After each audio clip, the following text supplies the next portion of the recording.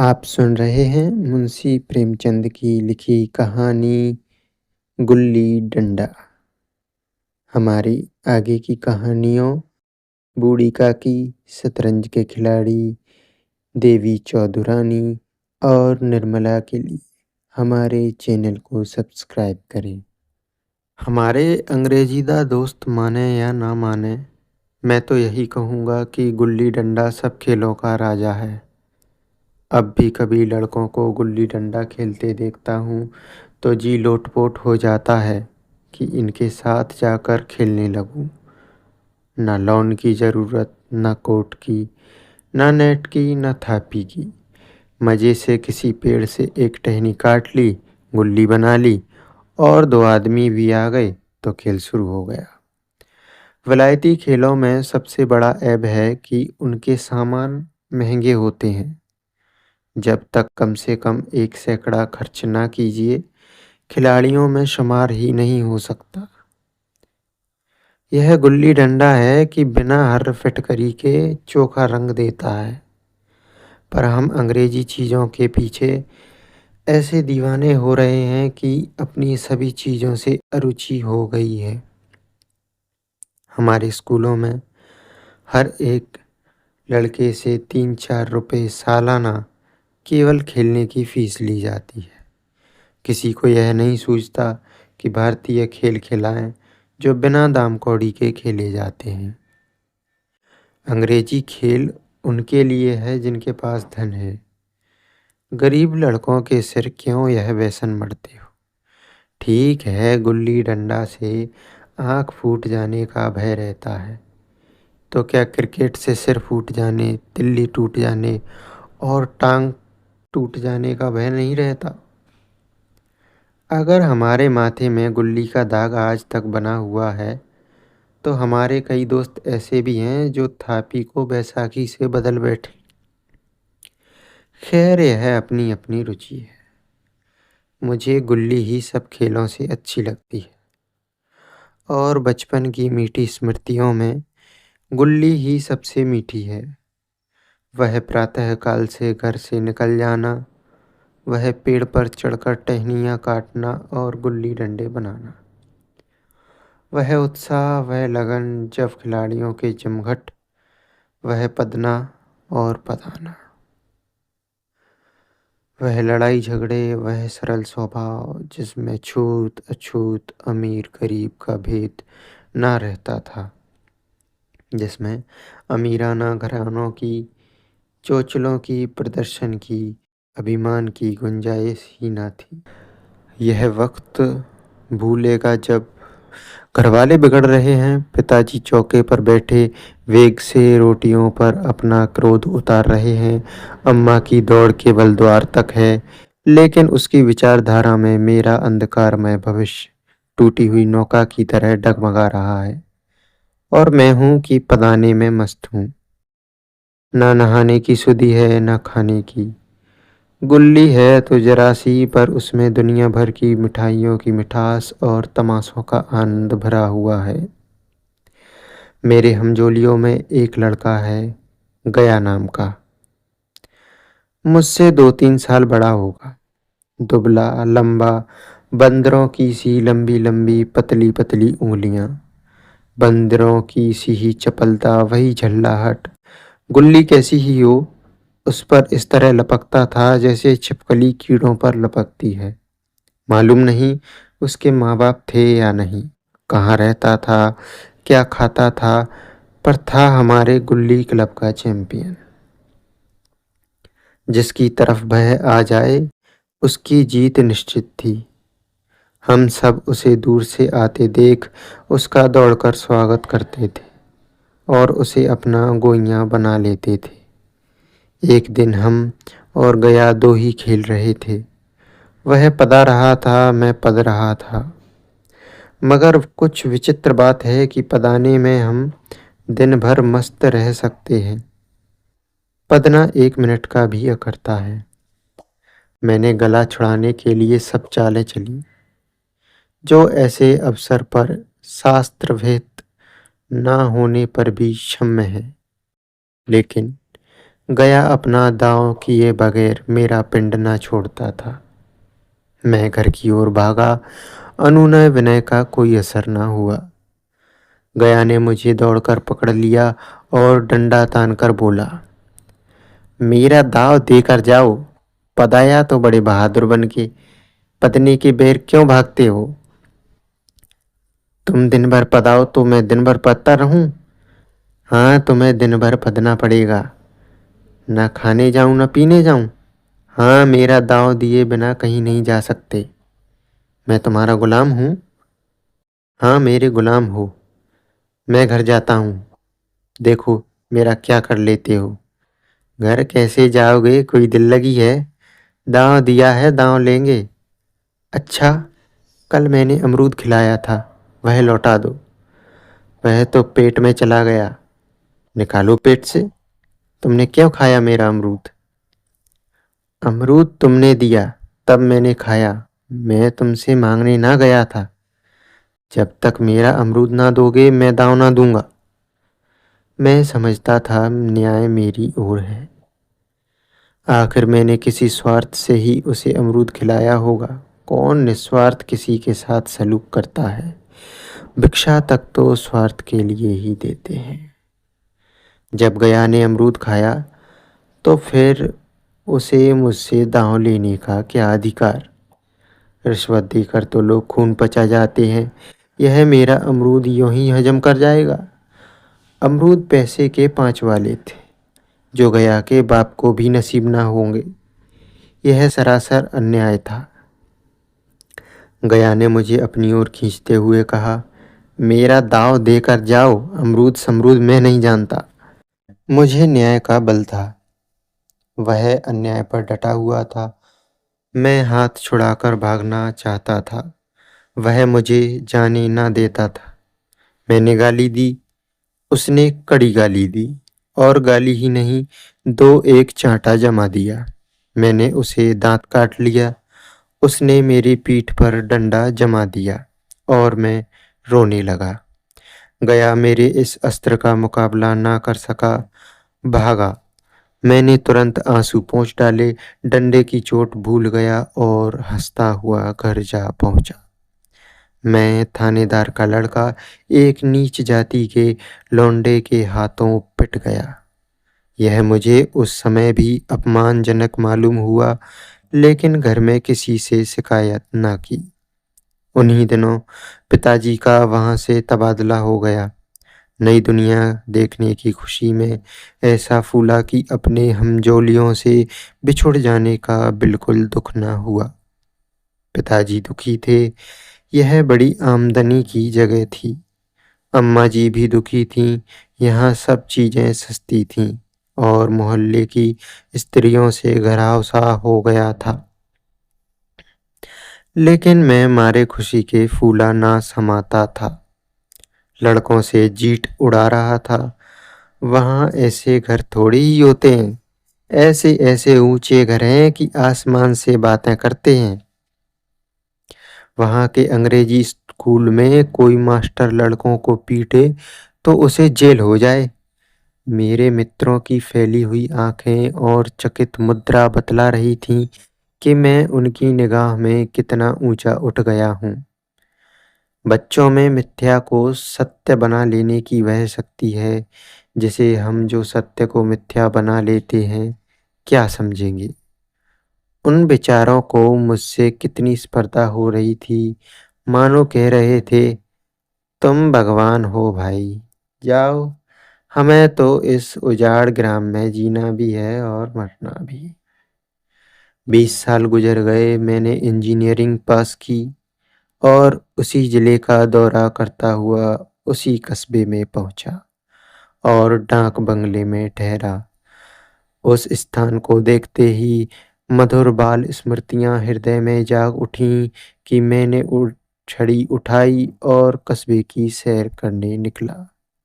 आंखें किसी प्यासे पथिक की भांति बचपन के उन क्रीड़ा स्थलों को देखने के लिए व्याकुल हो रही थीं, पर उस परिचित नाम के सिवा वहां और कुछ परिचित ना था। जहाँ खंडहर था, वहाँ पक्के मकान खड़े थे। जहाँ बरगद का पुराना पेड़ था, वहाँ अब एक सुंदर बगीचा था। स्थान की काया पलट हो गई थी। अगर उसके नाम और स्थिति का ज्ञान ना होता, तो मैं इसे पहचान भी ना सकता था। बचपन की संचित और अमर स्मृतियाँ बाहें खोले अपने उन पुराने मित्रों से गले मिलने की अधीर हो रही थी। मगर वह दुनिया बदल गई थी। ऐसा जी होता था कि उस धरती से लिपट कर रोऊं और कहूँ, तुम मुझे भले भूल गई, मैं तो अब भी तुम्हारा वही रूप देखना चाहता हूँ। सहसा एक खुली हुई जगह में मैंने दो तीन लड़कों को गुल्ली डंडा खेलते देखा। एक क्षण के लिए मैं अपने को बिल्कुल भूल गया कि मैं ऊंचा अफसर हूँ। साहबी ठाठ में, रौब और अधिकार के आवरण में जाकर एक लड़के से पूछा, क्यों बेटे, यहाँ कोई गया नाम का आदमी रहता है? एक लड़के ने गुल्ली डंडा समेटकर सहमे हुए स्वर में कहा, कौन गया? गया चमार?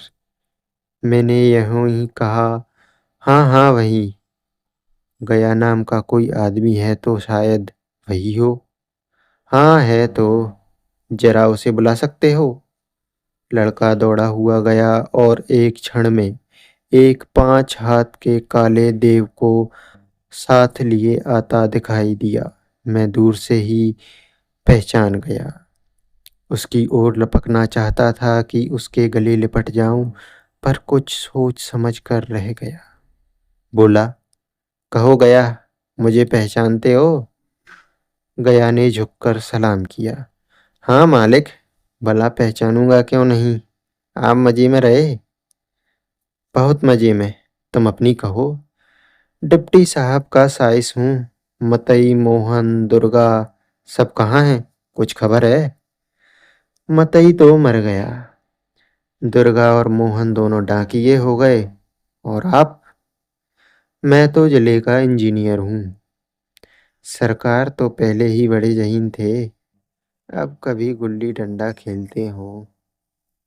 गया ने मेरी ओर प्रश्न की आंखों से देखा। अब गुल्ली डंडा क्या खेलूंगा सरकार, तो पेट के धंधे से छुट्टी नहीं मिलती। आओ आज हम तुम खेलें। तुम पदाना हम पदेंगे। तुम्हारा एक दांव हमारे ऊपर है, वह आज ले लो। गया बड़ी मुश्किल से राजी हुआ। वह ठहरा टके का मजदूर, मैं एक बड़ा अफसर। हमारा और उसका क्या जोड़। बेचारा झेप रहा था, लेकिन मुझे भी कुछ कम झेपना थी। इसलिए नहीं कि मैं गया के साथ खेलने जा रहा था, बल्कि इसलिए कि लोग इस खेल को अजूबा समझकर इसका तमाशा बना लेंगे और अच्छी खासी भीड़ लग जाएगी। उस भीड़ में वह आनंद कहाँ रहेगा? पर खेल बगैर तो रहा नहीं जाता था। आखिर निश्चय हुआ कि दोनों जने बस्ती से दूर जाकर एकांत में खेलें। वहाँ कौन देखने वाला बैठा होगा। मजे से खेलेंगे और बचपन की उस मिठाई को खूब रस से लेकर खाएंगे। मैं गया को लेकर डाक बंगले पर आया और मोटर में बैठकर दोनों मैदान की ओर चले। साथ में एक कुल्हाड़ी ले ली। मैं गंभीर भाव धारण किए हुए था, लेकिन गया इसे अभी तक मजाक ही समझ रहा था। फिर भी उसके मुख पर उत्सुकता या आनंद का कोई चिन्ह न था। शायद वह हम दोनों में जो अंतर हो गया था, वही सोचने में मगन था। मैंने पूछा, तुम्हें हमारी कभी याद आती थी गया? सच कहना। गया झेपता हुआ बोला, मैं आपको याद करता हुजूर किस लायक हूँ। भाग में आपके साथ कुछ दिन खेलना बदा था, नहीं मेरी क्या गिनती। मैंने कुछ उदास होकर कहा, लेकिन मुझे तो बराबर तुम्हारी याद आती थी। तुम्हारा वह डंडा जो तुमने तान कर जमाया था, याद है ना? गया ने पछताते हुए कहा, वह लड़कपन था सरकार, उसकी याद ना दिलाओ। वाह, वह मेरे बाल जीवन की सबसे रसीली याद है। तुम्हारे उस डंडे में जो रस था, वह तो अब न आदर में पाता हूँ न सम्मान में। कुछ ऐसी मिठास थी उसमें कि आज तक उससे मन मीठा होता रहता है। इतनी देर में हम बस्ती से कोई 3 मील निकल आए। चारों तरफ सन्नाटा है। पश्चिम की ओर कोसों तक भीमताल फैला हुआ है, जहाँ आकर हम किसी समय कमल पुष्प तोड़ ले आते थे, उसके झुमके बनाकर कानों में डाल लेते थे। जेठ की संध्या केसर में डूबी चली आ रही थी। मैं लपक कर एक पेड़ पर चढ़ गया और एक टहनी काट लाया।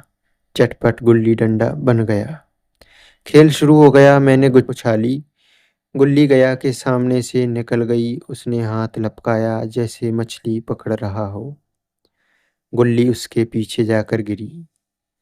यह वही गया है जिसके हाथों में गुल्ली जैसे ही आप जाकर बैठ जाती थी। वह दाहिने बाहें कहीं हो, गुल्ली उसकी हथेलियों में ही पहुंचती थी, जैसे गुल्लियों पर वशीकरण डाल देता हो। नई गुल्ली, पुरानी गुल्ली, छोटी गुल्ली, बड़ी गुल्ली, नोकदार गुल्ली, सपाट गुल्ली, सभी उसे मिल जाती थीं, जैसे उसके हाथों में कोई चुंबक हो जो गुल्लियों को खींच लेता हो। लेकिन आज गुल्ली को उससे वह प्रेम नहीं रहा। फिर तो मैंने पदाना शुरू किया। मैं तरह तरह की धांधलियां कर रहा था। अभ्यास की कसर बेईमानी से पूरी कर रहा था। हुच्च जाने पर भी डंडा खेल जाता था। हालांकि शास्त्र के अनुसार गया की बारी आनी चाहिए थी। गुल्ली पर ओछी चोट पड़ती और वह जरा दूर पर गिर पड़ती तो मैं झटपट उसे खुद उठा लेता और दोबारा टाण लगाता। गया यह सारी बेकायदियां देख रहा था। कुछ न बोलता, जैसे उसे वह सब कायदे कानून भूल गए। उसका निशाना कितना अचूक था।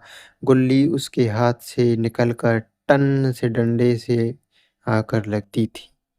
उसके हाथ से छूटकर उसका काम था डंडे से टकरा जाना। लेकिन आज वह गुल्ली डंडे में लगती ही नहीं। कभी दाहिने जाती है, कभी बाएं, कभी आगे, कभी पीछे। आधा घंटा पदाने के बाद एक बार गुल्ली डंडे में आ लगी। मैंने धांधली की। गुल्ली डंडे में नहीं लगी। बिल्कुल पास से गई है लेकिन लगी नहीं। गया ने किसी प्रकार का असंतोष ना प्रकट किया। ना लगी होगी। डंडे में लगती तो क्या मैं बेईमानी करता? नहीं भैया, तुम भला बेईमानी करोगे?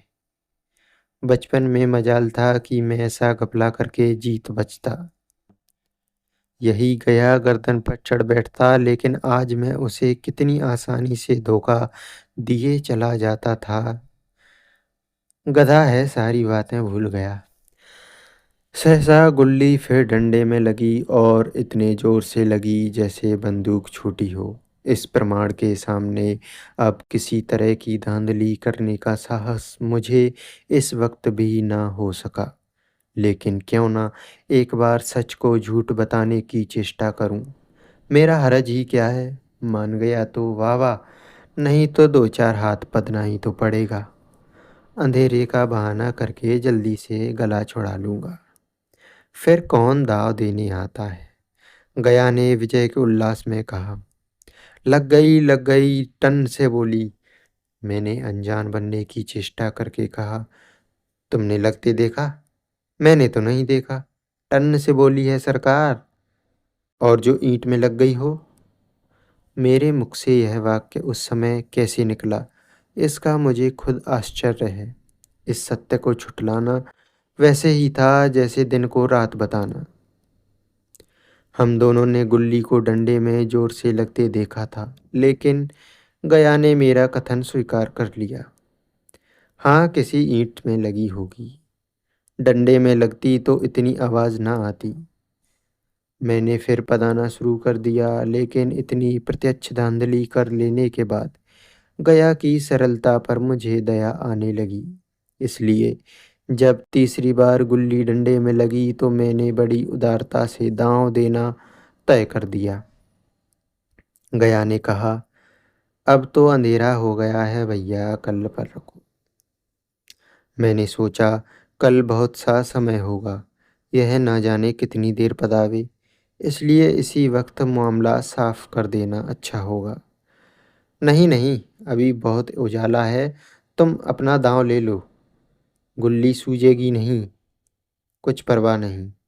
गया ने पदाना शुरू किया, पर उसे अब बिल्कुल अभ्यास न था। उसने 2 बार टाँड़ लगाने का इरादा किया, पर दोनों ही बार हुच गया।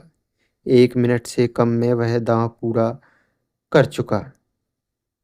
बेचारा घंटा भर पदा, पर 1 मिनट ही में अपना दाँव खो बैठा।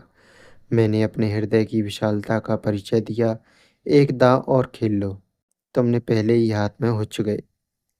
नहीं भैया, अब अंधेरा हो गया, तुम्हारा अभ्यास छूट गया है, क्या कभी खेलते नहीं?